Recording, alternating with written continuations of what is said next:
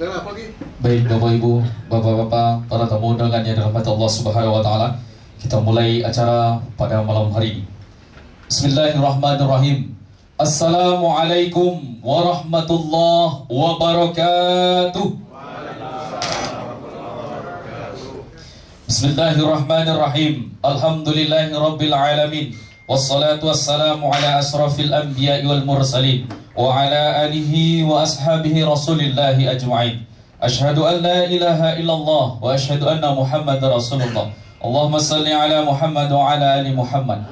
Bersyukur kita kepada Allah Subhanahu wa taala. Alhamdulillah, berkat nikmat dan hidayah yang Allah berikan pada malam hari ini, kita bisa bersama-sama berkumpul, bersilaturahmi dalam acara eksklusif Dialog Podcast Towan Channel Kilas Balik 15 tahun Kabupaten Kepulauan Meranti. Salawat serta salam tidak lupa kita hadiahkan buat baginda Rasulullah Sallallahu Alaihi Wasallam yang telah memperjuangkan agama Islam beserta para sahabat dan juga para keluarganya dengan ucapan Allahumma salli ala Muhammad wa ala ali Muhammad. Mudah-mudahan dengan mudahnya lisan kita melantunkan salawat pada baginda Rasulullah Sallallahu Alaihi Wasallam, Rasul berkenan memberi syafaatnya di yaumil akhir nanti untuk kita semuanya. Amin, amin, ya rabbal alamin. Yang sama-sama kita hormati, alhamdulillah, yang terhormat Bapak PLT Bupati Kabupaten Kepulauan Meranti, Bapak AKBP Purna Irawan Haji Asmar, yang alhamdulillah telah hadir bersama kita pada malam hari ini. Yang sama-sama kita hormati Tuan Rumah, Tuan Channel, Dr. Andes Haji Wan Abu Bakar MS MSI. Yang sama-sama kita hormati para narasumber kita pada malam hari ini, yang insya Allah akan mengisi eksklusif Dialog Podcast Towan Channel pada malam hari ini. Yang berhadir, alhamdulillah, Bapak Dr. Andes Haji Irwan Nasir MSI, kemudian Dr. Andes Haji Masrul Kasmi SM MSI, kemudian Dr. Azharuddin M. Amin MSC, kemudian Bapak Dr. Insinyur Agus Nimar MSC. Dan kemudian kami hormati seluruh tokoh masyarakat Kabupaten Kepulauan Meranti yang tidak bisa kami sebutkan satu persatu pada malam hari ini, dan juga para tamu undangan yang berhadir pada malam hari ini. Semoga kita senantiasa diberkahi dan dirahmati Allah Subhanahu wa taala. Amin, amin, ya rabbal alamin. Bapak-bapak, para tamu undangan yang dirahmati Allah Subhanahu wa taala, mari sama-sama kita buka acara eksklusif Dialog Podcast Towan Channel Kilas Balik 15 tahun Kabupaten Kepulauan Meranti Sempena HUT Kabupaten Kepulauan Meranti tahun 2023. Mari kita buka acara pada malam hari ini dengan membuka dan diawali dengan lafaz basmalah. Bismillahirrahmanirrahim. Untuk selanjutnya kita sama-sama menyanyikan lagu kebangsaan Indonesia, lagu Indonesia Raya. Pada hadirin dimohon berdiri.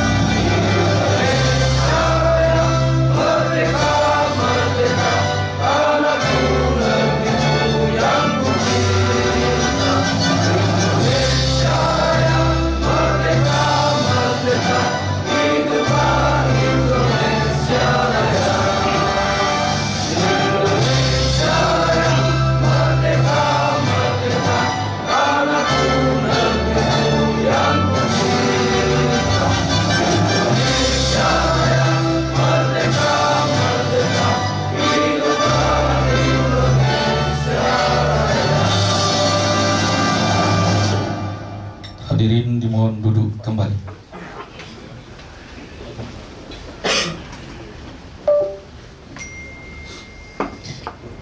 Bapak-bapak, para tamu undangan yang dirahmati Allah Subhanahu wa taala. Kita masuki acara inti kita, Dialog Podcast Toan Channel, yang akan dipandu oleh tuan rumah Toan Channel, Dr. Andes Haji Wan Abu Bakar, MS, MSI. Kepada Tuan kami persilakan.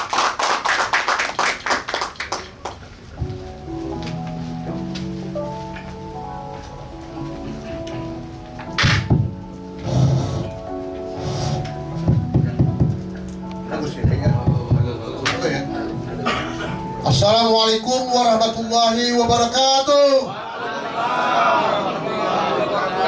Ketemu lagi dengan Toan Channel. Jadi tuan-tuan dan puan-puan sekalian, alhamdulillah pada malam hari ini kita lihat para tokoh-tokoh meranti cukup meramaikan acara talk show yang dilakukan oleh Toan Channel pada malam hari ini. Luar biasa saya lihat ini. Tak lain lagi Pak Bupati, PLT Bupati ya, Pak Asmar hadir bersama-sama kita. Tepuk Pak Asmar. Kemudian tak kalah penting juga hadir mantan Bupati Meranti, siapa lagi, Kota Iwan Nakil, bersama dengan mantan Wakil Bupati Fahrul Kasmi. Dan kemudian para pakar-pakar kita yang cukup produktif untuk membangun Meranti yang akan datang. Kita hormati Pak Adaruddin, seorang pakar pembangunan daerah, bina ekonomi yang juga hadir, yang cukup memberikan partisipasi di Kabupaten Meranti, yaitu Pak Adaruddin, luar biasa. Jadi tuan-tuan dan puan sekalian, pada malam hari ini kita akan membahas refleksi Kabupaten Meranti 15 tahun yang lalu. Tak terasa oleh kita ya, 15 tahun sudah terbentuk Kabupaten Meranti, walaupun umurnya masih remaja. Ya tak? Belum masuk tua lagi, masih remaja. Tapi 15 tahun itu juga sebetulnya sudah nampak ibarat orang menempuh kedewasaan. Jangan sampai nanti bukan dewasa makin mengecil lah, itu tak bisa ya. Kita harus dewasa terus ke depan ini. 15 tahun Kabupaten Meranti ini luar biasa. Dibentuk pada tanggal 9 Desember 2008 berdasarkan Undang-Undang Nomor 12 Tahun 2009. Dan ini ditetapkan menjadi kabupaten ini tanggal 16 Januari 2009. Dan ini merupakan hadiah yang terbesar bagi Pak Wan Abu Bakar. Apa sebab? Karena dengan gubernurnya Pak Wan Abu Bakar selama 6 bulan terbentuklah Kabupaten Meranti. Karena begitu lama perjuangan ini ya, oleh persiapan pembentuk Kabupaten Meranti ini P2KM apa itu? Nah, cukup lama. Semenjak tahun 2007 kalau salah saya itu upaya untuk membentuk itu, tapi banyak halangan, terutama sekali Kabupaten Induk, Kabupaten Bengkalis juga tidak setuju. Ditambah lagi Provinsi Riau, Gubernur juga tidak setuju. Tapi begitu Pak Wan Abu Bakar jadi Gubernur, alhamdulillah dengan tangan Pak Wan lah bersetujui pembentukan Kabupaten Meranti ini. Untuk itu sekali lagi kita bersyukur alhamdulillah. Mudah-mudahan Kabupaten 15 tahun ini akan berkembang dan akan maju terus untuk yang akan datang. Amin. Sejalan dengan itu, pada malam hari ini saya minta pertama sekali Pak Bupati, Pak Asmar untuk menyampaikan keynote speaker. Silakan Pak Bupati.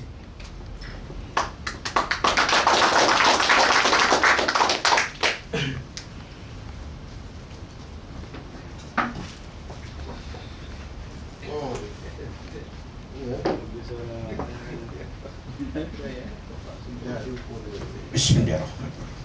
Assalamualaikum warahmatullahi wabarakatuh. Alhamdulillah. Alhamdulillahirabbil alamin. Wassalatu wassalamu ala asrafil anbiya wal mursalin wa ala alihi washabbihi Rasulullah ajmain. Amma ba'du.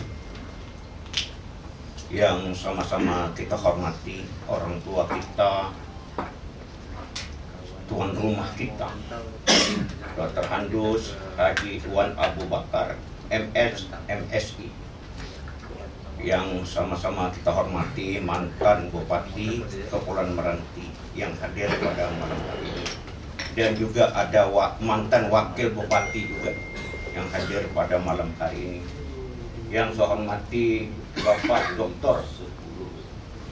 Azharuddin M. Amin, dan juga MSI, dan juga Dr. Insinyur Agus Nimar MSI, dan juga yang saya hormati pemuka-pemuka masyarakat, hadirin yang hadir pada malam hari ini yang tidak bisa saya sebutkan satu persatu. Ini kebetulan yang saya hormati rekan saya Sekda, ya, Kabupaten Kepulauan Meranti, dan juga asisten 1 Sekwan, ya, Kabak Umum, Kabak Kestra, Kominfo, lengkap nampaknya malam ini. Ya, ikut hadir semuanya, alhamdulillah. Baiklah, pertama-tama selaku umat beragama, kita tidak luput-luputnya memanjatkan puji syukur kehadirat Allah Subhanahu wa Ta'ala, Tuhan Yang Maha Esa, yang telah memberi rahmat dan hidayatnya kepada kita, sehingga pada malam hari ini kita bisa bertatap muka, yaitu kilas balik 15 tahun Kabupaten Kepulauan Meranti, sepenah HUT Kabupaten Kepulauan Meranti tahun 2023. Mudah-mudahan pertemuan ini membawa hikmah dan barokah bagi kita semua. Amin. Amin. Dan tak lupa marilah kita mengirim salawat dan salam kepada Nabi besar Muhammad sallallahu alaihi wasallam dengan mengucapkan Allahumma shalli sayyidina Muhammad wa ala ali sayyidina Muhammad. Baiklah saudara-saudaraku pemuka masyarakat Kabupaten Kepulauan Meranti, kalau kita melihat 15 tahun yang silam, Kabupaten Kepulauan Meranti dimekarkan pecahan dari Kabupaten Bengkalis. Ini perjuangan yang sangat berat untuk orang-orang tua kita, saudara-saudara kita, untuk bagaimana Kabupaten Kepulauan Meranti ini menjadi kabupaten yang dulunya hanya kecamatan. Ya. Baik, saya tidak akan melanjutkan itu. Saya melanjutkan masalah kami saja. Mulai dilantik, saya menjadi wakil bupati, dan juga waktu itu dilantik Pak Haji Adil sebagai bupatinya. Kurang lebih dengan sekarang ini 2 tahun 8 bulan. Kalau bapak-bapak, ibu-ibu bertanya, apa yang saya lakukan sebagai wakil bupati? No comment, saya tidak bisa memberi komen. Sebab waktu itu wakil bupati sangat-sangat terbatas haknya. Tidak bisa saya sampaikan. Tapi kalau masalah 7 bulan atau 8 bulan saya menjabat jadi PLT Bupati, siap saya akan sampaikan. Alhamdulillah. Puji syukur kehadirat Allah Subhanahu wa Ta'ala. Kurang lebih 8 bulan saya menjabat PLT Bupati. Alhamdulillah. Banyak perubahan-perubahan yang telah saya capai untuk selama menjadi PLT Bupati. Ini alhamdulillah. Mungkin saudara-saudaraku pemuka masyarakat yang ada di Provinsi Riau ini juga monitor apa yang telah kami lakukan, saya lakukan selama saya menjabat menjadi Wakil Bupati Kepulauan Meranti atau PLT Bupati. Itulah yang bisa saya lakukan. Belum bisa saya sepenuhnya untuk berbuat kepada Kabupaten Kepulauan Meranti. Itulah kemampuan saya selama kurang lebih 8 bulan. Infrastruktur jalan insya Allah sudah saya lakukan. Banyak yang sudah saya lakukan, alhamdulillah. Termasuk untuk membangun desa. ADD desa saya cairkan untuk 12 bulan. Untuk perkembangan ekonomi ke depannya Meranti, alhamdulillah. Pertumbuhan ekonomi alhamdulillah sudah bagus. Kenapa? Insentif pegawai negeri saya bayarkan selama 12 bulan. Termasuk honor-honor yang ada ke Pulau Meranti saya bayarkan 12. Ini alhamdulillah. Sudah saya lakukan yang terbaik untuk Meranti. Kenapa? Saya putra asli anak Meranti.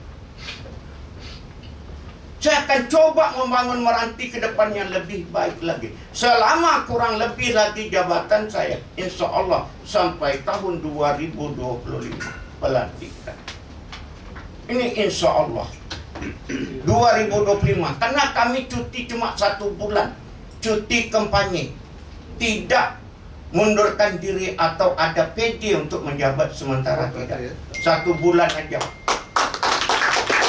Selama kurang lebih itu saya akan memberi yang terbaik untuk Meranti ke depannya. Dengan demikian saya minta kepada pemuka-pemuka masyarakat yang hadir di sini, tolong bantu saya untuk membangun Meranti ini lebih baik ke depan. Kalau yang tidak baik, tolong sampaikan juga apa yang telah tidak baik saya lakukan. Ini tolong sampaikan. Saya tidak mau perbuatan tidak baik ini mengalir seterusnya. Saya tidak mau demikian. Mohon petunjuk, mohon saran kepada saya. Bukan untuk menjelekkan perbuatan saya, jangan. Tolong bantu saya untuk membangun Merantinya. Jangan fitnah-fitnah yang dikeluarkan, saya tidak mau. Inilah banyak yang sudah saya lakukan selama saya menjadi PLT Bupati. Alhamdulillah, saya dapat predikat Nindia Kabupaten Layak Anak kemarin di Semarang. Alhamdulillah. Ada beberapa lagi termasuk stunting. Saya juga juara, dapat juara 3 kemarin. Ada 4, belum yang lainnya. Ini alhamdulillah. Ya, stunting Meranti cukup baik. Ini kita tidak lepas dari mantan bupati dulunya. Sudah membina ini semua. Kalau saya, insya Allah tidak pernah menjelekkan apa yang dilakukan oleh bupati yang dulu saya. Saya mengangkat jempol. Karena kalau tidak ada beliau, maka Kabupaten Meranti tidak akan terbangun. Cuma saya sekarang meneruskan pekerjaan beliau. Saya sering nelpon beliau, apa yang terbaik? Biarpun beliau manggil saya adik, saya manggil saya abang, dia manggil adik. Dek, apa yang harus saya lakukan? Termasuk dengan MK Masrul Kasmi. Saya sering bertanya, apa yang saya harus lakukan supaya tidak ada fitnah di dalam ini semua. Tidak ada dusta di antara kita.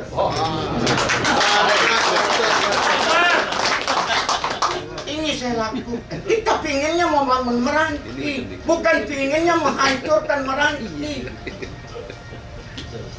Ya, kita ingin membangun Meranti. Jadi saran-saran dari pemuka masyarakat yang tinggal di kabupaten, tinggal di provinsi, sampaikan ke saya. Kita bekerja sama untuk membangun Meranti ke depannya lebih baik. Kita coba mencari investor dari luar sebagaimana saya coba untuk mendatangkan investor-investor dari luar untuk membangun Meranti. Alhamdulillah. Kita lihat nanti masalah timah, minyak, alhamdulillah. Meranti itu sebetulnya tidak miskin kalau kita betul-betul melaksanakan dengan baik. Tapi jaga kekompakan. Tidak miskin. Ya, di situ ada minyak, di situ ada gas, di situ ada timah, dan ada segalanya. Cuma cara bekerja aja kita semua yang kurang pas untuk mengelola. Tapi kalau kita kelola ini baik, mungkin kita sama dengan negara Brunei Salam. Ya, betul, kita kaya loh. Cuma kita tidak bisa mengelola dengan sebaiknya. Saya yakin ke depan nanti, mungkin bupati-bupati ke depan sana sudah berpikir dia yang bakal jadi bupati ke depan ini.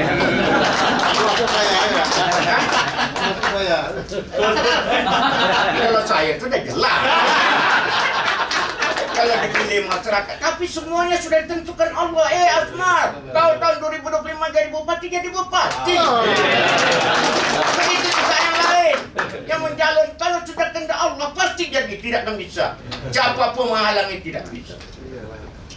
Ya, saya dulu jadi seorang polisi bisa jadi wakil bupati, sekarang PLT bupati. Mudah-mudahan tahun depan jadi bupati.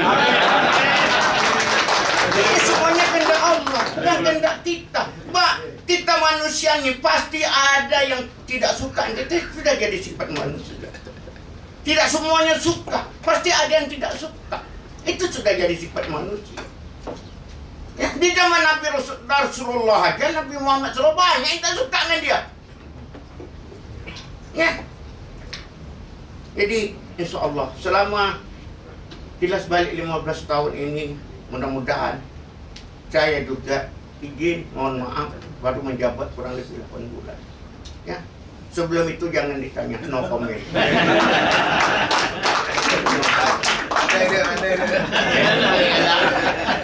Itu saya no comment. Ya.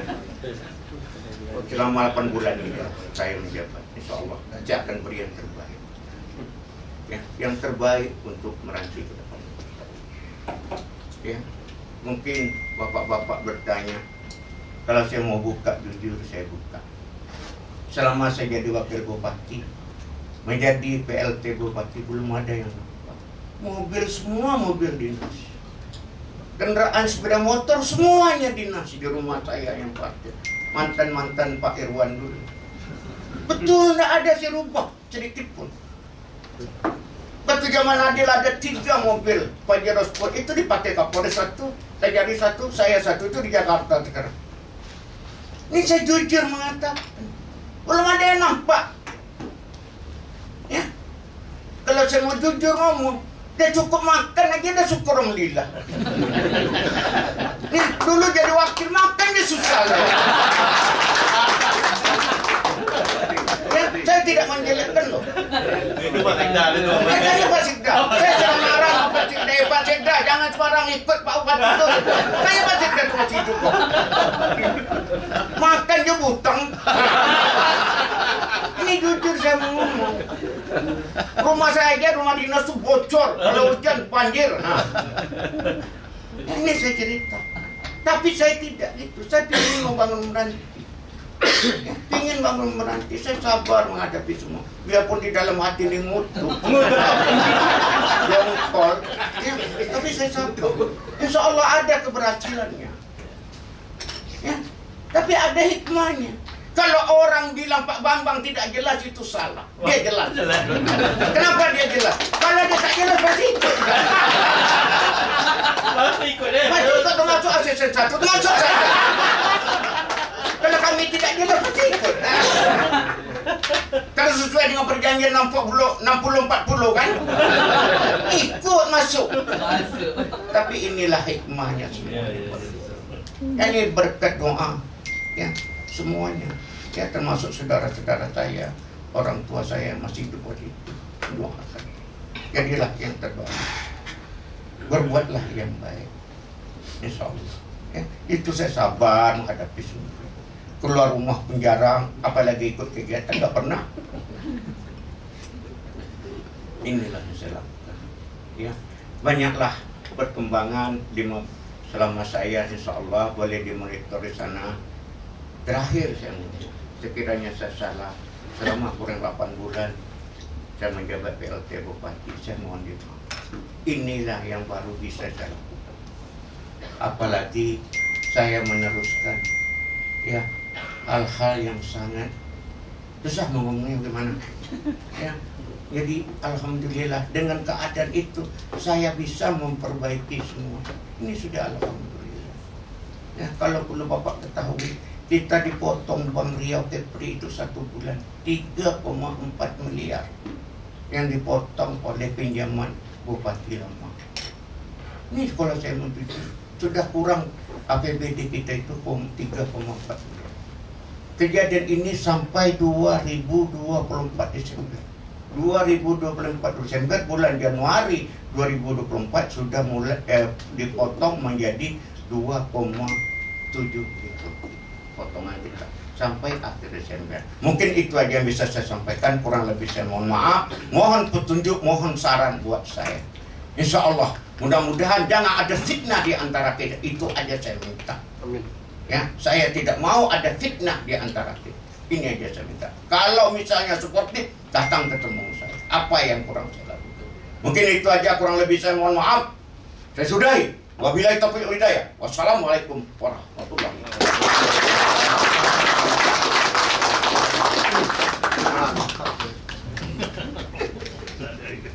Kita beri aplaus lagi pada Pak PLT kita. Luar biasa. 8 bulan baru ya. Jadi Siap. PLT. Siap. Sudah ada perubahan. Insya Allah. Luar biasa ya. Siap. Apalagi kalau Sudah jadi bupati benar. Mantap ya. Mantap ya. Alhamdulillah, terima kasih Pak Asmar. Siap. Yang telah menyampaikan sebagai pembukaan daripada show kita ini. Mudah-mudahan apa yang Bapak sampaikan tadi dan apa yang telah dibuat selama ini, mudah-mudahan ini menjadi amal bagi Bapak. Amin. Untuk dilanjutkan pada yang akan datang. Amin. Baik, terima kasih banyak Pak Asmar, dan yang saya hormati juga yang hadir Pak Bambang. Ini luar biasa juga Pak Bambang, Pak, cukup memberikan support, memberikan dukungan sepenuhnya pada malam hari ini. Terima kasih Pak Sekda. Dan Pak Sekda nampaknya tetap mendampingi Pak PRT Bupati nanti supaya jangan ada hal-hal yang tidak kita inginkan lagi. Ya, ada dusta di antara kita. Ya, baik, Bapak Ibu yang terhormat, kita masuk sekarang acara apa namanya ini? Dialog terbuka dengan narasumber yang tidak asing lagi, dan ini sengaja saya minta para anak-anak putra meranti sendiri. Saya persilakan untuk tampil. Pertama sekali adalah Pak Irwan Nasir, mantan bupati kita. Silakan depan Pak.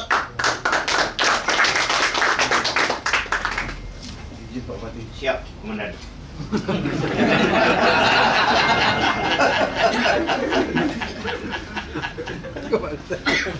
Kemudian juga ini mantan wakil bupati Pak Masrul Kasmi, asisten 1 pemerintah Kota Riau. Silakan Pak Asmar, Pak Masrul. Kemudian juga kami undang Pak Agus Nimar, Dr. Agus Nimar, putra asal Pandang, putra Meranti, sebagai dosen di Universitas Islam Riau. Dan beliau sudah profesor betul ini. Ya sudah profesor kan? Profesor Dr. Agus Nimar. Kemudian kita sengaja mengundang Bapak Dr. Azharuddin. Beliau sebagai dosen juga di Universitas Riau, Islam Riau. Silakan Pak Azharuddin.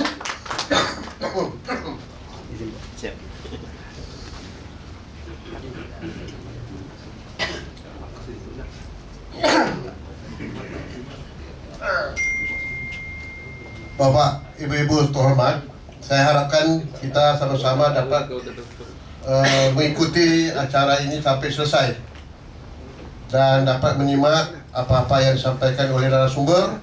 Kemudian nanti kita akan diadakan dialog terbuka kepada para peserta sekalian. Baik, untuk itu sebagai pembukaan kita minta Pak Irwan Nasir untuk menyampaikan pemaparan pemikiran beliau.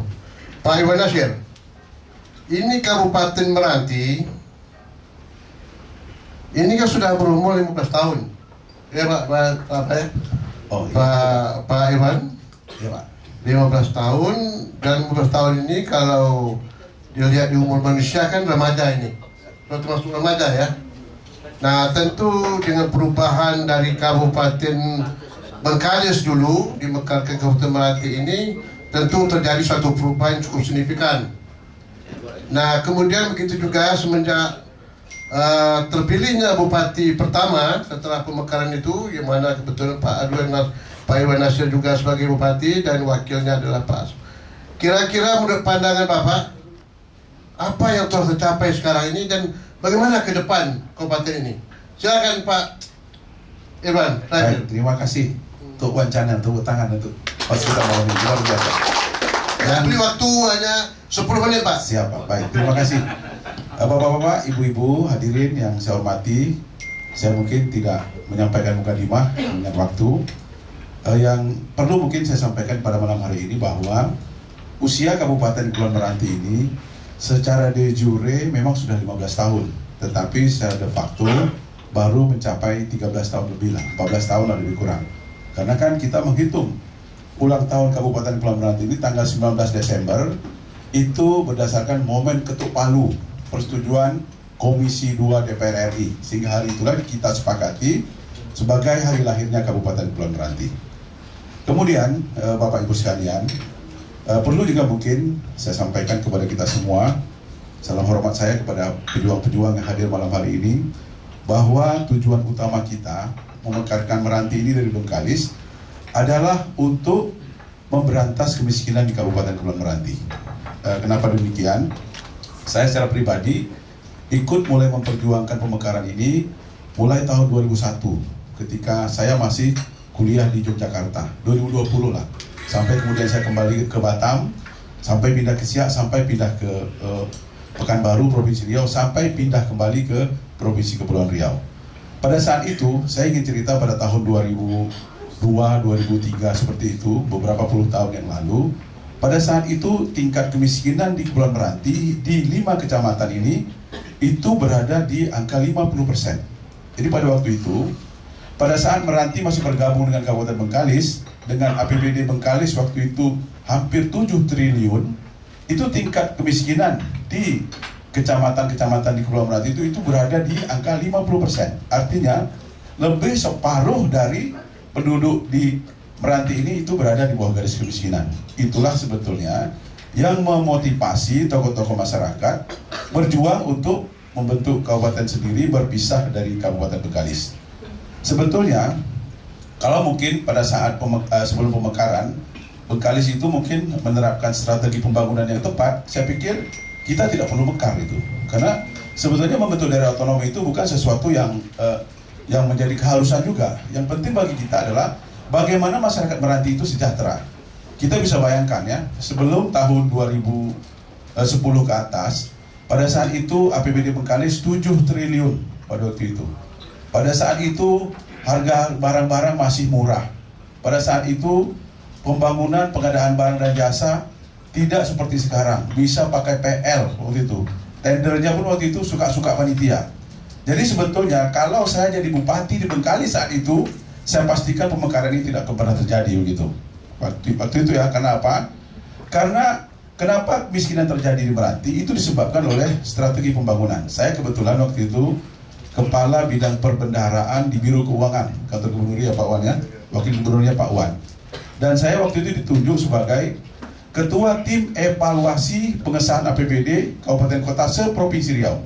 Jadi saya tahu persis isi seluruh APBD di 12 kabupaten kota di Provinsi Riau.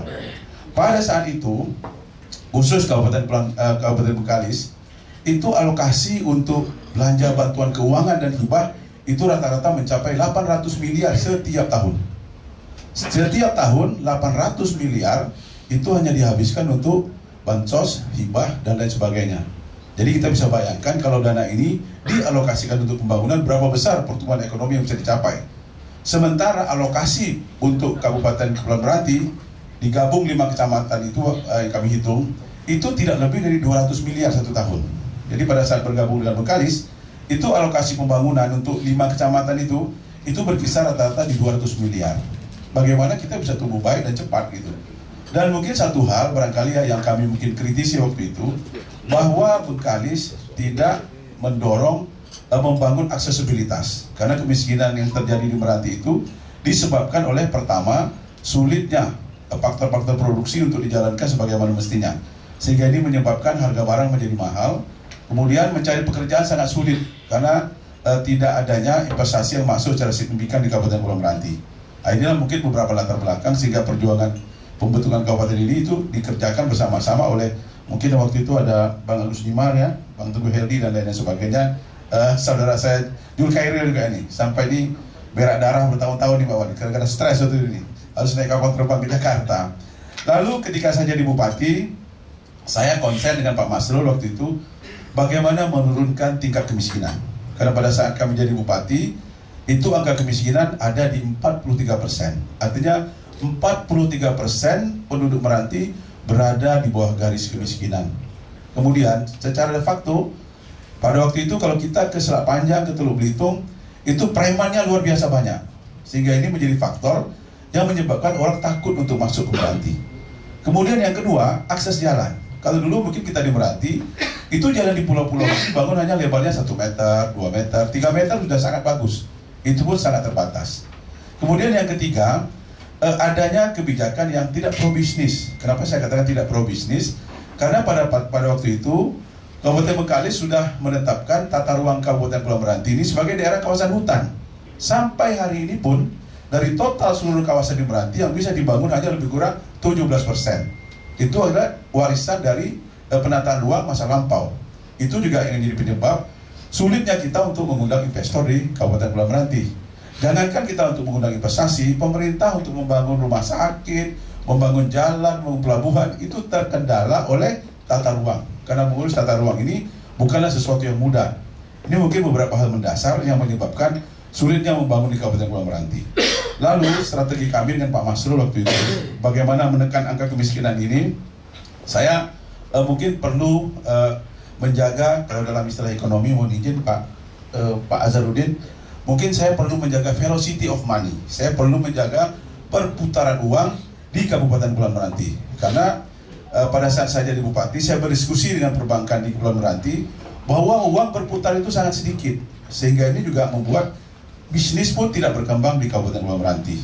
Saya perlu menyiapkan, kalau orang ekonomi bilang, disposable income. Saya perlu menyiapkan kemampuan berbelanja masyarakat di Kepulauan Meranti. Oleh karena itu, hal pertama yang kami lakukan adalah bagaimana Kamtibmas menjadi baik dulu.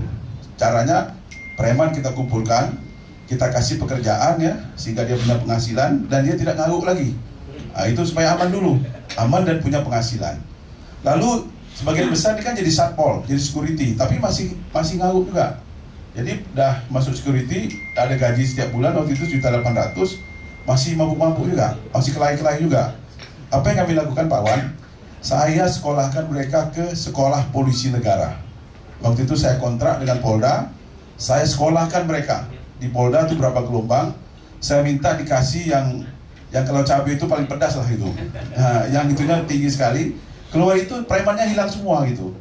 Sehingga alhamdulillah hari ini kita menyaksikan premanisme di Selat Panjang dan di Meranti itu udah turunnya sangat signifikan. Itu satu. Yang kedua, bagaimana agar ekonomi lokal bertumbuh dan berkembang. Kami waktu itu merekrut hampir 5.000 pegawai honor. 5.000 pegawai honor lebih kurang. Dikasih gaji sebulan waktu itu 1.800.000 dan lain-lain.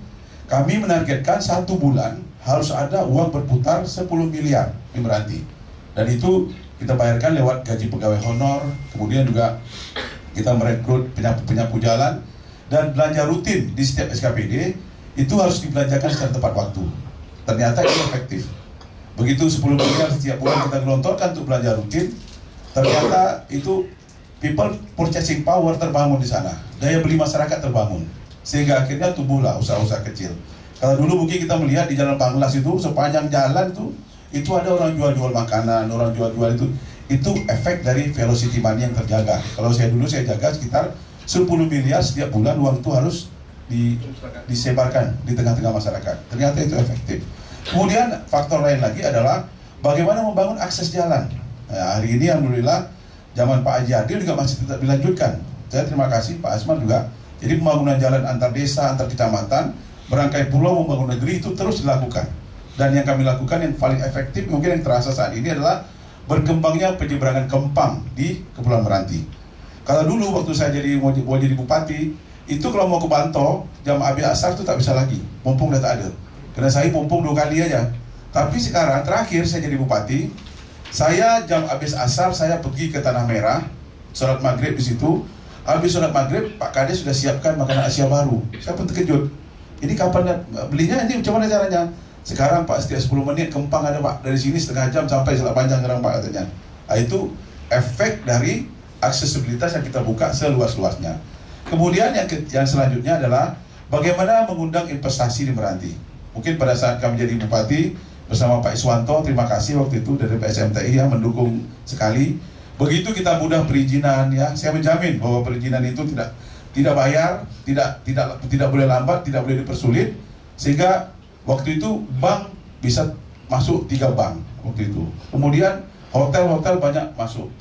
Sampurna Agro masuk. Waktu itu Sahara Rasa masuk, banyak lagi waktu itu.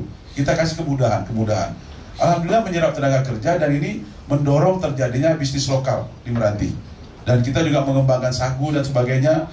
Ini kalau diceritakan panjang Pak Wan, tadi 30 menit, mungkin saya tidak bisa menceritakan lebih banyak. Tapi yang paling penting saya menciptakan good governance dan clean governance. Kenapa saya katakan saya berani mengklaim demikian? Saya setiap melantik pejabat, ini Pak Bambang masih hidup di sini, Pak Fauzi masih hidup di sini, anggota DPR kita. Saya pasti akan pidatokan dalam promosi jabatan ini, dalam mutasi jabatan ini. Saya tidak mau mendengar ada yang menerima uang atau yang memberi uang. Kalau saya dengar besok pagi ada yang ternyata ada yang nyogok, dua-duanya saya berhenti. Yang nyogok saya berhenti, yang terima sogok pun saya berhenti. Nah, itu Pak Ryan masih ada di sini, Ijal pun ada di sini. Sehingga waktu itu kepala dinas itu dengan saya tak berani. Semuanya patuh, karena saya nggak terima uang itu. Kalau nggak ngasih duit, ada saya juga pandai lah sedikit kan. Tapi tidak dengan jual beli jabatan. Dan ini mungkin saya nasihatkan ke Pak Asmar mungkin ya sebagai bupati sekarang. Kalau itu bisa dilakukan, maka independensi Pak Asmar sebagai bupati pasti akan terjaga dan pasti akan dihormati, bahkan akan ditakuti oleh pejabat-pejabat yang ada di bulan nanti. Jadi itu dulu saya, terima kasih. Assalamualaikum warahmatullahi wabarakatuh. Assalamualaikum warahmatullahi wabarakatuh. Luar biasa ya, lebih dari 10 menit nih. 15 menit lebih sedikit. Demikianlah saudara sekalian, sedikit wejangan dari Pak mantan bupati kita, bagaimana proses pembentukan, kemudian bagaimana perkembangan pembangunan dari awal dan dirasakan. Ya betul itu. Kalau dulu dikatakan Kabupaten Bengkalis, Kabupaten Bengkalis itu dulu mengatakan Kabupaten Bengkalis apa tidak ada tuh, tupai pun tak hidup itu. Begitulah dulu yang paling maju itu perkembangan ekonomi itu adalah Kabupaten Meranti. Terpanjang. Oleh karena itulah semua betul tadi kita merasa selama ini oleh Bengkalis kurang diperhatikan, sehingga daerah kita dijadikan daerah kawasan hutan. Nah, itu tak betul itu kan ya. Nah, akibatnya sekarang berapa persen cuma kawasan itu bisa dibangun karena dianggap itu kawasan hutan. Oleh karena itu terima kasih Pak Ewan Nasir yang telah memberikan pandangan pemikiran ke depan. Dan selanjutnya kami persilakan Pak Mansur Kasmi. Beri waktu lebih kurang 10 menit juga lah. Lebih kurang lah itu. Silakan. Saya kan mantan wakil. Berarti itu di belakang Pak Irwan. Karena Pak Irwan dah ngambil 15 menit, saya ngambil 5 menit. Kasih yang 5 menit itu dia. Terima kasih. Barangkali mungkin kita melihat tak pernah lahir lagi lah Pak. Pemimpin di Meranti itu 2 kakek beradik kami. Ini yang terbaik sepanjang masa. Jadi artinya waktu itu beliau sudah sampaikan kita ini seperti gas dan rem. Jadi beliau bagian gas, saya bagian rem. Beliau yang kemana-mana, saya di dalam. Alhamdulillah situasi sejuk itu bisa kita lakukan. Itu fakta yang tak bisa dipungkiri masyarakat. Ketika kami duduk 2010-2015 itu sejuk Kabupaten Meranti itu, adem ayem. Itulah. Jadi barangkali pada saat ini kami melihat bahwa kilas balik dari Kabupaten Kepulauan Meranti ini memang membina spiritual baik itu kepada ASN dan masyarakat. Ini menjadi bagian penting dan saya kira mungkin Bang Asmar, kami doakan Abang tetap bisa sukses, terutama nanti kalaupun nanti maju di pilkada kan. Ya. Jadi bupati insya Allah mudah-mudahan. Amin. Cuma mungkin di kabupaten lain gitu. Mungkin kan jadi bupati juga gitu. Artinya dimanapun jadi bupati. Berarti juga ada peluang kan. Alhamdulillah. Kalau akan maju silakan aja.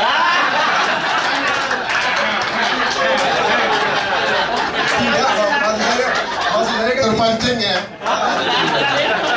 Artinya begini, pada saat kami awal dulu dengan pola rem dan gas ini, sebuah simbol dari keterpaduan dan model-model untuk memberikan hal-hal yang melakukan pembinaan bagi ASN dan masyarakat. Ya, dulu memang penuh prestasi waktu itu. Tadi Pak Iwan cakap, dulu kalau tak salah kegiatan apa tadi, kita nomor 1 waktu itu ya, stunting gitu. Tapi berbagai prestasi termasuk MTQ kita sampai dua provinsi, tingkat 2 provinsi, Pak. Kemudian Basnas juga terbaik nasional. Artinya hal yang kita lakukan hari itu pada saat itu adalah bagaimana memanage aparat dan masyarakat dengan bersama-sama untuk apa?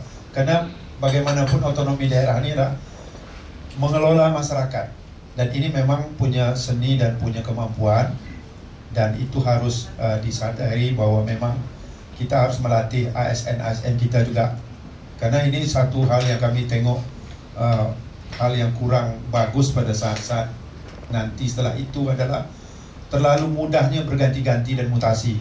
Itu jangan jadi Pak. Itu refleksi kita. Kalau ngomong yang jelas Pak.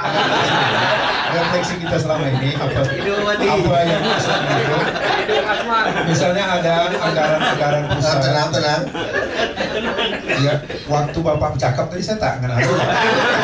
Enggak, kalau ngomong masalah itu kan agak pening saya dengar. Sebab saya tak melakukan hal itu.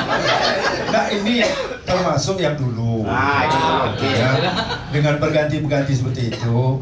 Karena ada hari ini kita tengok, ini pengalaman kita tengok ada beberapa SKPD yang ada di daerah Meranti itu cukup berhasil dengan mengelola kegiatan-kegiatan yang mendatangkan dana dari pusat.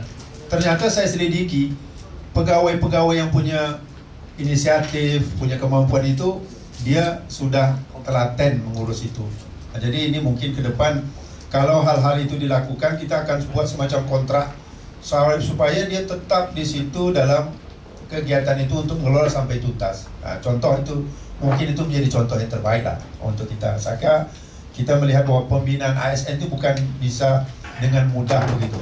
Dan ini kita akui hari ini kesulitan-kesulitan itu harus kita jawab dengan satu model pembinaan. Saya kira itu aja Pak Wan. Karena dari awal kita dengan Pak Iwan, ente ngurus dalam, saya ngurus luar, dan ternyata itulah yang kita lakukan sehingga akhirnya Kabupaten Meranti itu bisa dalam tahap itu punya prospek yang kuat dari sisi pembangunan dan aspek-aspek lain. Ya, luar biasa ya.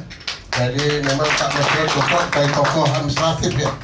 Jadi beliau ini administrator yang bisa mengurus dari segi administrasi, proses pelaksanaan tugas-tugas, terutama ASN ya, aparatur pemerintahan, dan Pak Arwin, Pak Iwan Nasir ini memang lebih banyak fokus perhatian bagaimana untuk mengarahkan pembangunan depan di segi infrastruktur ya, dan ekonomi, dan kemudian juga menarik para investor untuk dapat masuk ke Kabupaten Meranti. Jadi dua narasumber ini sebagai pelaku awal pertama daripada Kabupaten definitif ya, terbentuknya Kabupaten definitif dengan menjabat bupati dan wakil bupati. Nah, tentu sekarang kita masuk pada yang tidak masuk dalam pengelolaan pemerintahan di luar, terutama dari kalangan akademisi, memandang bagaimana ke depan dan apa yang telah dilakukan 15 tahun yang lalu Kabupaten Meranti ini. Tak lain kita minta Pak Agus Limar untuk menyampaikan pemikiran itu. Silakan. Belum perlu kritik sampai habis Pak Agus Limar.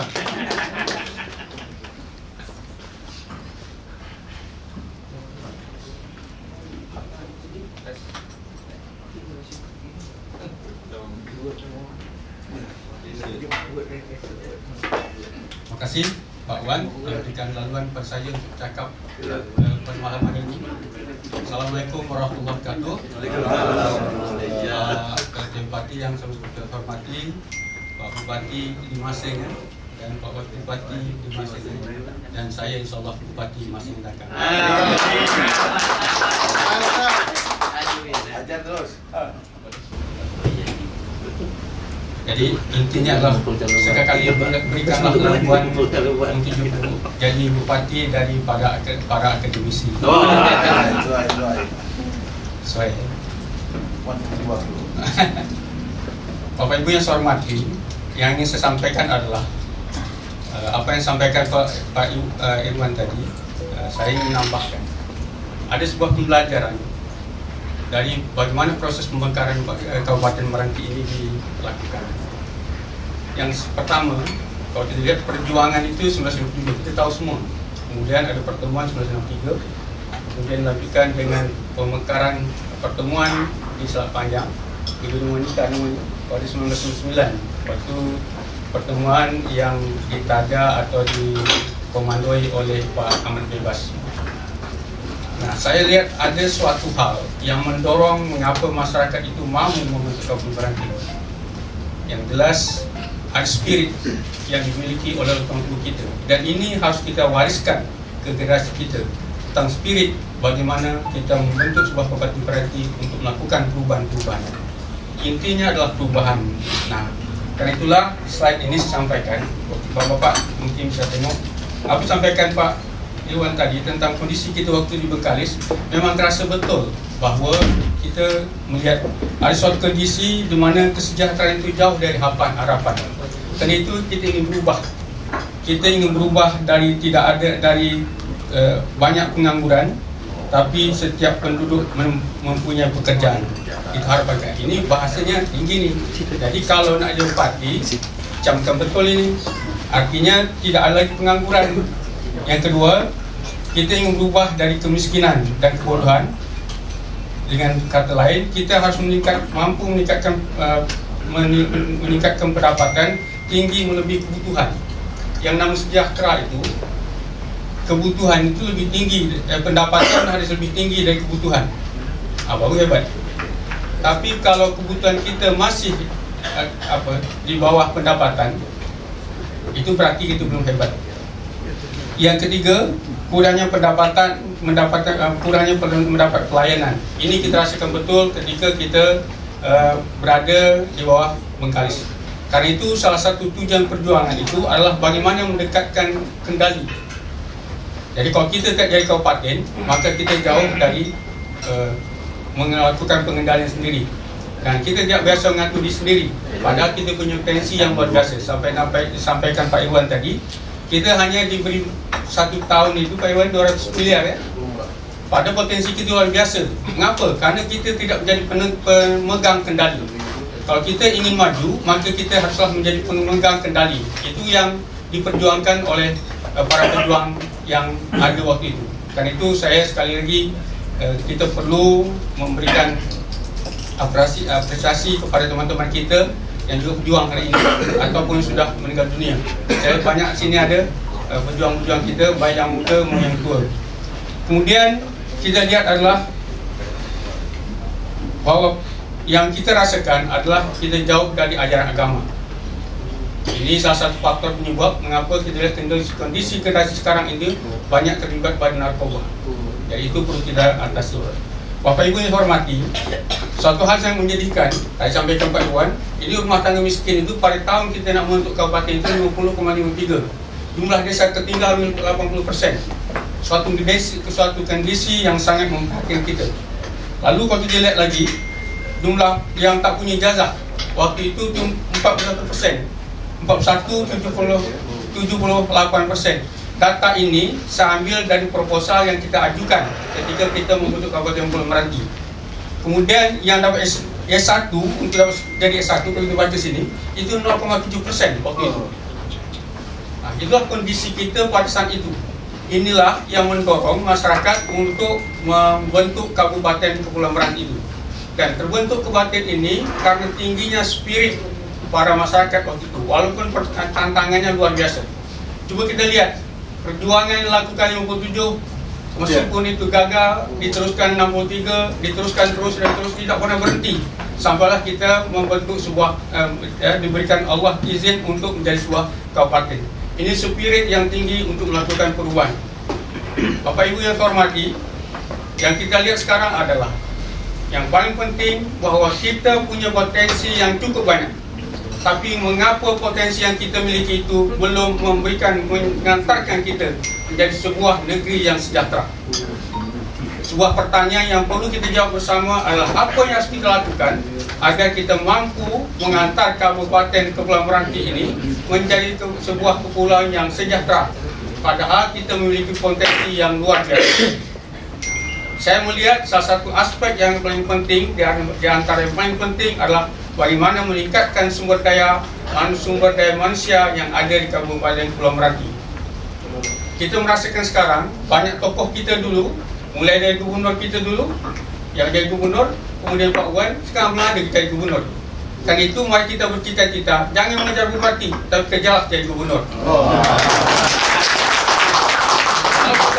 Jadi bupati berkelahi sama kita. Kita berkelahi dengan orang lain, kita cari gubernur. Kita perlu jadi presiden, Pak.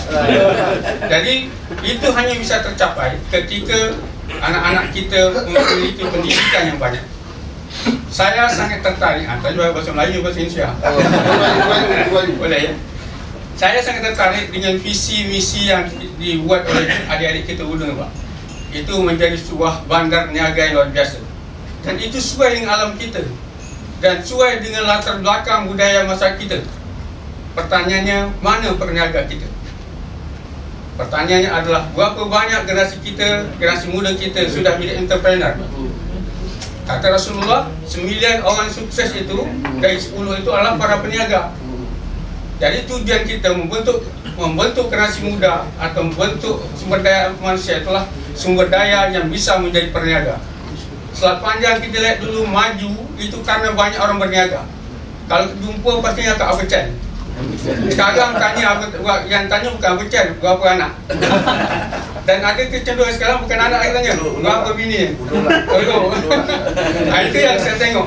Jadi kita tengok suasana yang tidak ada sekarang di masyarakat kita adalah ketika kita melihat orang tua kita berjumpa di pasar, dia akan bertanya di Abecan, kemudian akan berunding pergi ke kedai kedai helm ya, Adinda. Nah, itu sebuah tempat pertemuan dan saya melihat tradisi itu masih ada. Ketika orang balik masjid, itu akan berkumpul di kedai-kedai kopi yang ada di tepi laut selat kita, selat hitam. Nah, itu tradisi yang perlu kita kembangkan. Tapi yang dibincang lain sekarang, mengapa itu terjadi? Saya lihat orang Melayu yang ada sepanjang, siapa pun ada sepanjang, itu ada orang cerdas. Mereka punya ide dan gagasan, tapi tak pernah dapat laluan. Mereka hanya membincang gagasan-gagasan penting itu hanya di kedai kopi, tapi tak pernah diberikan laluan untuk menyampaikan gagasan-gagasan yang bernasib. Karena itu, siapa pun bupati ke depan, maka perlu membuka sebuah ruangan yang bisa memberi kesempatan bagi mereka untuk dapat memberikan laluan, untuk dapat menyampaikan gagasan dan mengimplementasikan gagasan itu. Ketika mereka dihargai, insya Allah mereka akan peduli dengan Meranti. Ada kepastian sekarang, saya melihat Meranti bukanlah tempat bagaimana melakukan pengabdian, tapi hanyalah untuk mendapatkan PT. Bila itu Wildaya,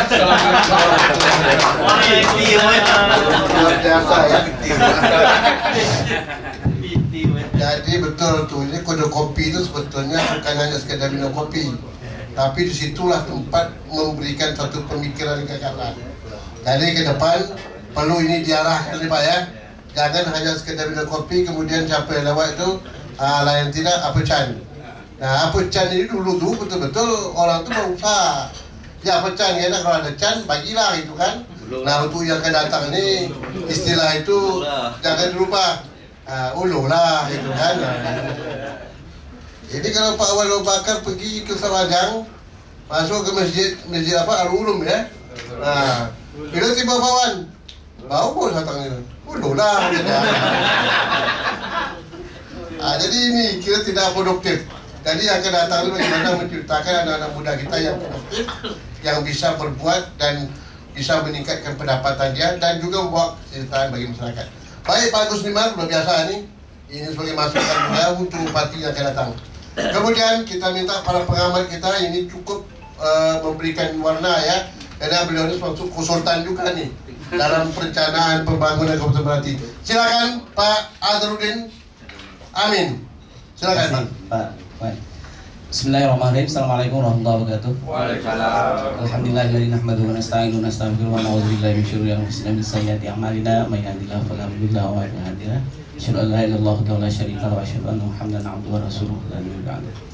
Pak Bupati yang kami hormati, Pak Sekda, Pak Mantan Bupati Pak Irwan Nasir, Pak Wakil Mantan, Pak Pasrul Kasri dan rekan kami satu kampus Pak Gusdiman. Saya junior jauh di bawah. Dia sudah jadi dosen, saya masih mahasiswa waktu itu. Cuman rambutnya putih saya duluan Pak.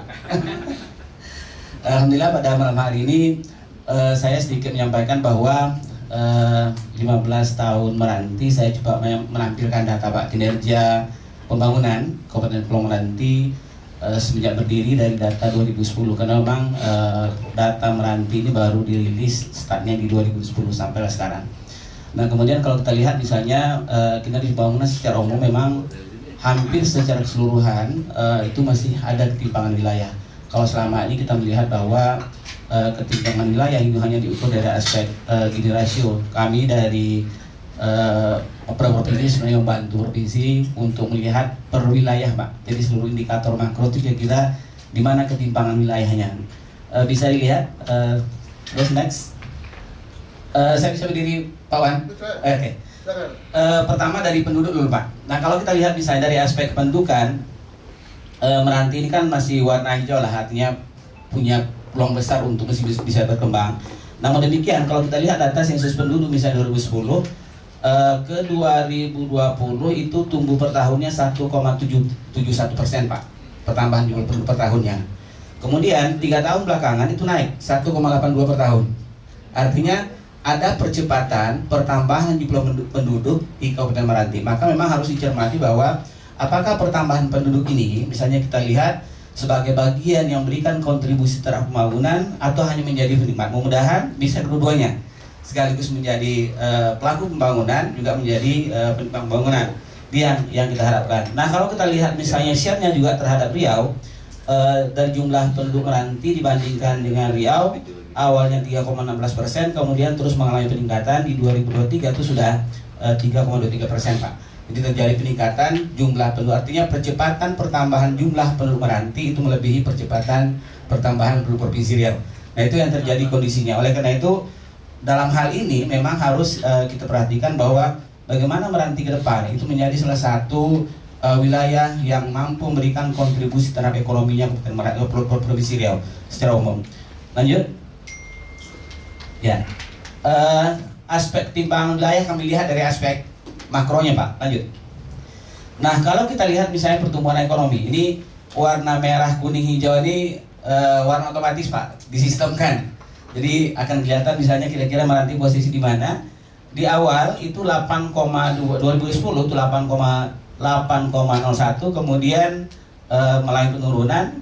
Tapi kalau kita lihat misalnya pertumbuhan per tahunnya dari 2010 ke 2020 terjadi perbaikan. Itu sudah dari peningkatan, kemudian 3 tahun berikutnya juga terjadi perbaikan. Namun demikian misalnya kalau kita lihat di 2023 sampai triwulan ketiga, Meranti ini sudah di atas rata-rata provinsi Pak. Provinsi artinya ada 3 kabupaten, ada Bengkali, Siak, kemudian Rokan Hilir warna kuning, kemudian Merantinya sudah di atas rata-rata provinsi. Namun demikian masih kita lihat bahwa walaupun Bengkali itu APBD-nya besar, tapi belum mampu untuk mendorong pertumbuhan ekonomi. Menjadi persoalan. Kami melihatnya begini, artinya memang ada persoalan bahwa apakah selama ini saya kebetulan menjadi ketua tim untuk di penilaian perencanaan pembangunan provinsi di penghargaan pembangunan Pak.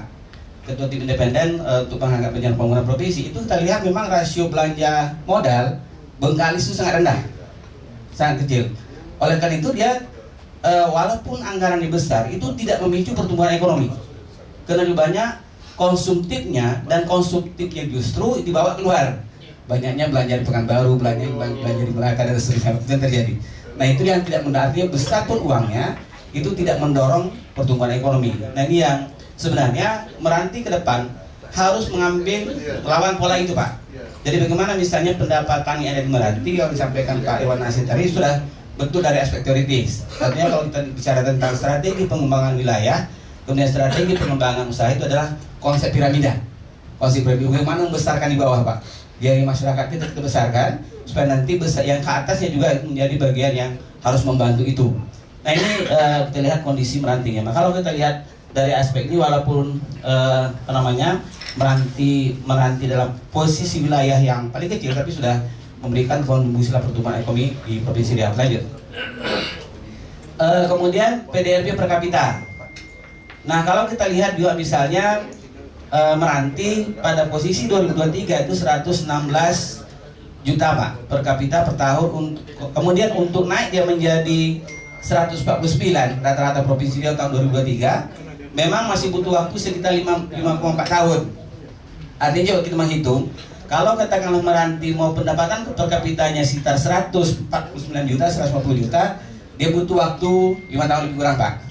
Bisa nggak dipercepat? Bisa. Artinya kalau katakanlah seluruh sektor ekonominya itu dipandu secara baik, kemudian menjadi pelaku usahanya masyarakat Meranti secara luar, angkanya bisa lebih cepat. Jadi tidak perlu menunggu 5 tahun, tapi mungkin 2 tahun bisa dicapai. Bisa dicapai Pak. Itu artinya beberapa hal sebenarnya yang bisa dilakukan pendekatan dalam rangka perbaikan Merantinya ke depan. Nah kemudian lanjut, kemudian capaian terhadap indeks pembangunan manusia. Nah kalau kita lihat yang di atas tadi, yang indeks pembangunan manusianya itu terjadi perbaikan yang cukup signifikan. Misalnya di 2010 itu posisinya di 58, kemudian sudah 67. Tapi ada persoalan, memang di antara 12 kabupaten kota itu hanya ada Inhil Pak, Inhil yang berdekatan. Walaupun ini kabupaten tertua di Riau, tapi posisi sangat lambat perkembangan. Justru sudah mulai disalib oleh Meranti Pak. Jadi kalau kita lihat Meranti masih berada urutan kedua nomor bawah, tapi ada Inhil di bawahnya gitu. Ada Inhil di bawahnya. Selama ini sudah berpuluh-puluh tahun Inhil itu, walaupun memang salah satu kabupaten yang belum berdamkar, tapi kalau kita lihat itu perkembangan kemajuan pembangunan manusianya yang sangat lambat. Karena itu kita lihat Meranti misalnya di 2023 itu sudah terjadi perbaikan, dan peningkatannya itu dari 2010 ke 2020, kemudian ada peningkatan dari 2020 ke 2023. Itu yang kita lihat. Misalnya kalau kita lihat di rata-ratanya posisi Merantinya itu sudah terjadi perbaikan. Namun demikian itu masih di bawah rata-rata provinsi. Tapi kalau katakanlah Meranti ingin rata-ratanya sampai ke rata-rata provinsi, masih butuh waktu 16 tahun Pak. Bisa nggak dipercepat? Bisa. Nah bagaimana polanya? Nah kita lihat pembentuk nanti. Jadi pembentukan untuk indikator IPM itu ada 4. Rata-rata lama sekolah, harapan lama sekolah, angka harapan hidup, sama pengeluaran per kapita. Artinya kalau katakanlah kita ingin membuat lompatan, maka yang bisa dilakukan adalah memang harus ada upaya penduduk yang berumur 15 tahun ke atas harus ada pendidikan S1, S2, S3 nya Pak. Itu yang bisa bercepat. Artinya kalau tadi disampaikan oleh Pak Agus bahwa 47% Pak tidak punya ijazah, hanya 0,7 yang S1 dan seterusnya. Kalau itu bisa ya di awal. Artinya kalau itu bisa dibalik angkanya, proporsinya nanti bisa hampir 50%, lompatannya sangat besar. Jadi yang makanya kemarin ketika membantu provinsi Pak nyusun RPJM kan sebenarnya dari awal kita diskusi dulu ya Pak Irwan. Kami misalnya menyusunkan data 10 tahun distribusi APBD provinsi Pak per kabupaten kota itu. Berapa besarnya ke Meranti? Selama 10 tahun Meranti berdiri sampai Pak Gubernur, Pak Sam menjadi Gubernur 2019, hanya 5% Pak. 5%. Jadi rata per tahun hanya 5%. Maka waktu itu kami coba untuk menaikkan angkanya, bisa ada dibawa ke angka 15% supaya ketimpangan ini hilang. Tapi setelah itu bertukar bupati nggak jalan. Karena ada keinginan misalnya Pak Gubernur inginnya di sini, kemudian Pak Bupati inginnya tempat lama gitu Pak. Makanya uang yang BKK itu tak jalan dia. Muncullah misalnya BKK terkait dengan BUMDes, itu yang kita desain dulu 200 juta per desa, itu harapannya untuk mengangkat ini sebenarnya diantaranya.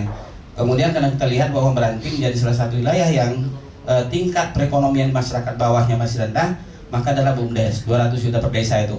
Karena totalnya kita hitung dari awal itu selama 5 tahun Pak Gubernur, kita berharap itu ada sekitar 1,58 triliun sampai ke desa. Nah itu harapan. Cuman memang ke infrastruktur tadi yang tidak merata. Dulu juga ada janji Pak Irwan ya, ada janji bahwa ada BKK infrastruktur, tidak jalan juga Pak.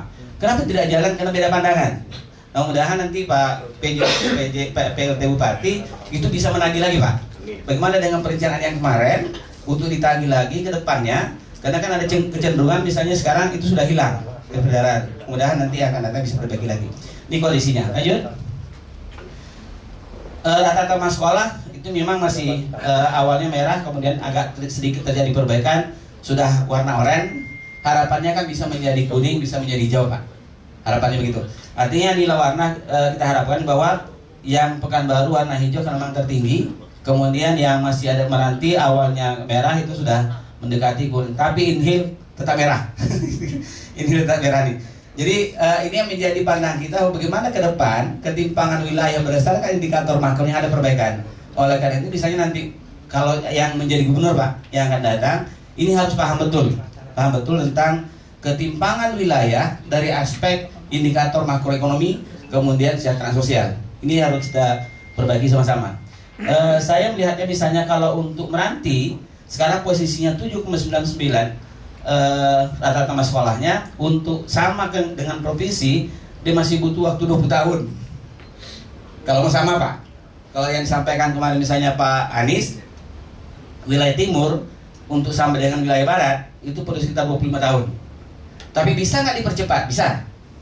Yang saya sampaikan tadi bahwa harus memang menggait beasiswa. Kalau bisa sebanyak-banyaknya Pak.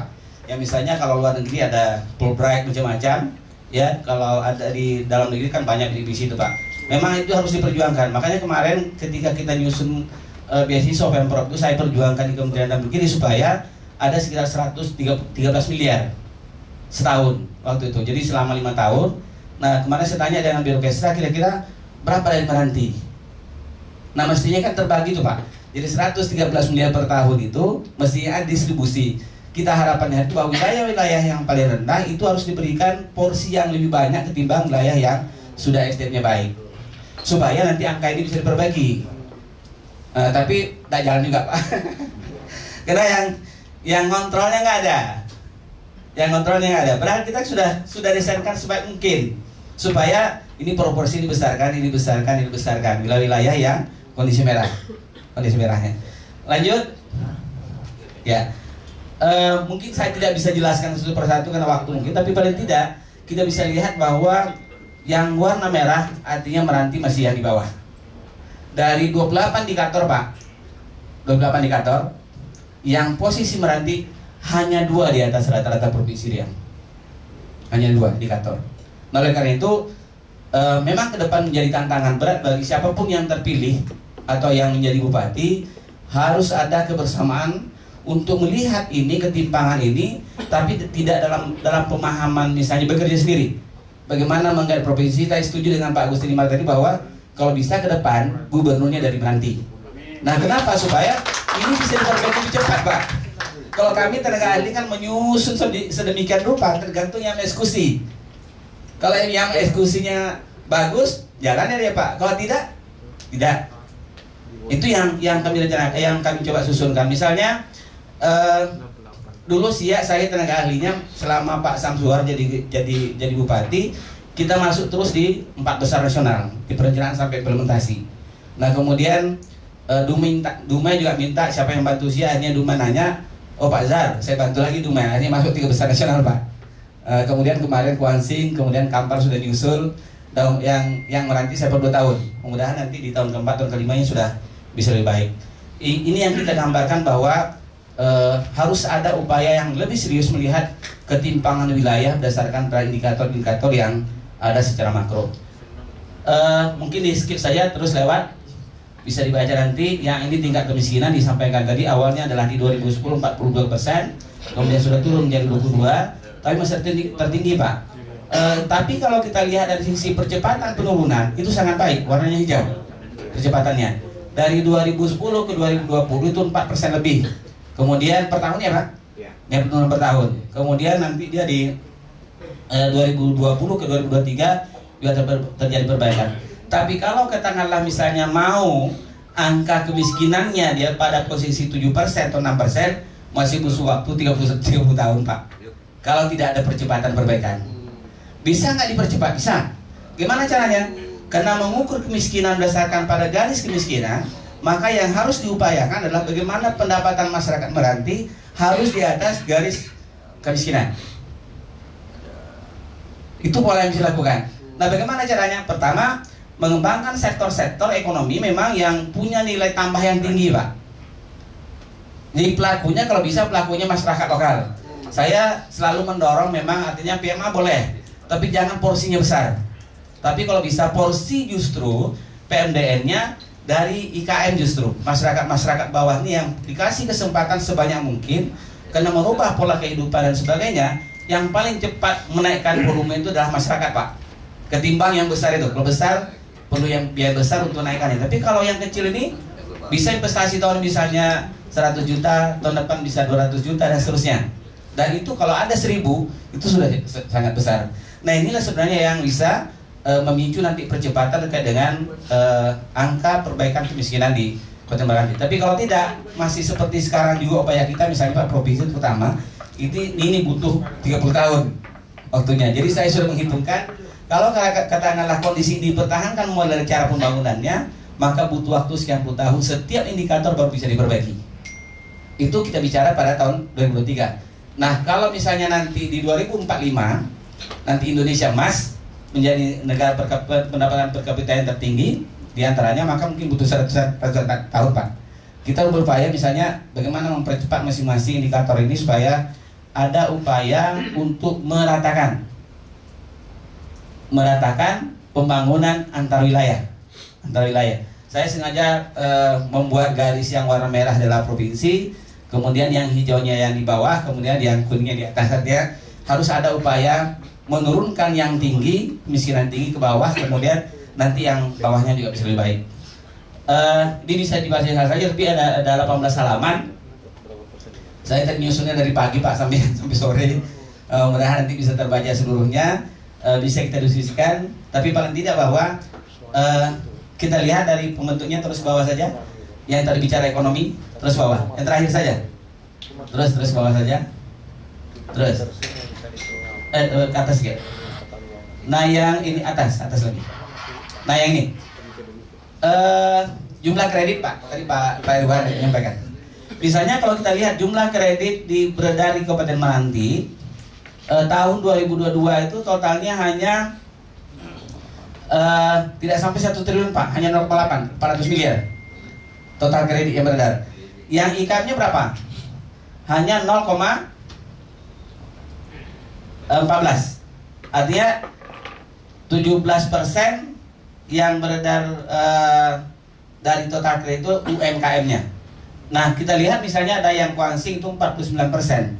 Jadi jumlah uang beredar dari UMKM-nya dari total kredit. Tapi yang kalau kita lihat misalnya totalnya 3,8 triliun. Kemudian ada Kampar 12 triliun. Itu total pinjaman. Tapi kenapa Kampar besar? Karena dia berbatasan Kampar banyak perumahan, Pak. Kalau kita lihat misalnya yang banyak minjam itu beli mobil kemudian beli perumahan.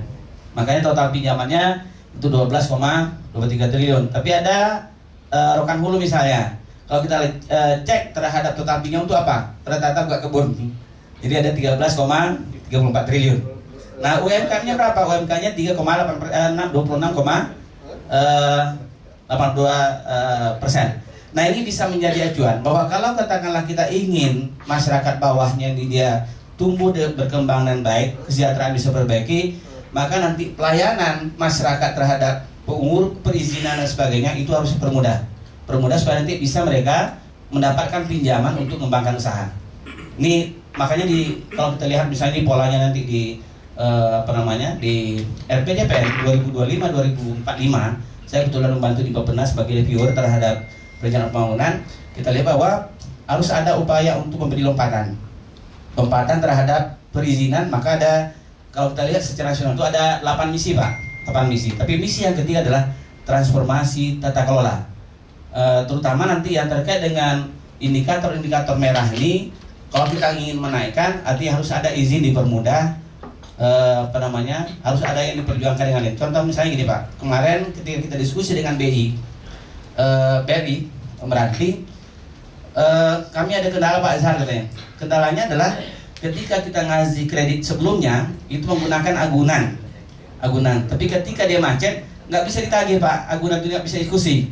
Kenapa? Kenapa tidak bisa? Karena wilayah tergambut, moratorium tergambut. Sekarang banyak yang punya sertifikat, kalau mau minjam jadi agunan juga nggak bisa Pak. Tak berlaku dia. Nah ini menjadi persoalan diantara terkait dengan kecilnya angka kredit yang beredar di Kabupaten Kepulauan Meranti. Karena itu harus ada upaya lain. Nah kalau tidak bisa melalui katakanlah dengan pinjaman lembaga keuangan, karena ada moratorium tadi, maka harus ada upaya lain dalam bentuk bantuan keuangan. Maka memang kami setuju, saya termasuk yang mereview beberapa dokumen perencanaan nasional. Kita melihat bahwa tidak boleh ada kesamaan kebijakan antar wilayah. Maka mungkin Meranti harus dikeroyok ramai-ramai Pak. Bagaimana BKK-nya diperbesar supaya nanti ya sektor-sektor yang merah tadi itu bisa dilakukan perbaikan. Saya pikir ini yang bisa disampaikan, nanti bisa dibaca, bisa dipertanyakan kalau ada yang mau didiskusikan. Cukup sekian. Billahi taufiq hidayah. Assalamualaikum warahmatullahi wabarakatuh. Memang betul itu berat Pak menghadapi Meranti ini ya. Banyak merahnya Pak. Merahnya banyak betul dan pertumbuhan ekonomi sangat lambat sekali Pak. Ada potensi tadi itu. Waktu tadi masyarakat kita nak buka apa usaha industri ataupun membuat apa nih makanan-makanan modal tak ada. Nak minjam duit di bank, bank tak kasih. Kenapa tanah tak laku dijual? Baik, terima kasih Pak Azhar. Ini membuka cakrawala kita ya ke depan bagaimana bupati akan datang. Dan ini diberi kesempatan dan saya beri waktu.